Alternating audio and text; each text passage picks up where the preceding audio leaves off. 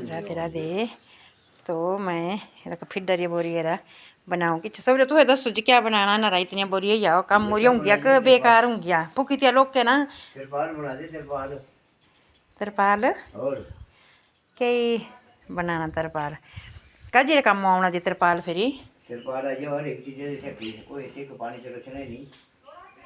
कणक कणक के कर गया तब मशीना के बिछाने जो भी कणक हठ रखने अच्छा हुआ ना जी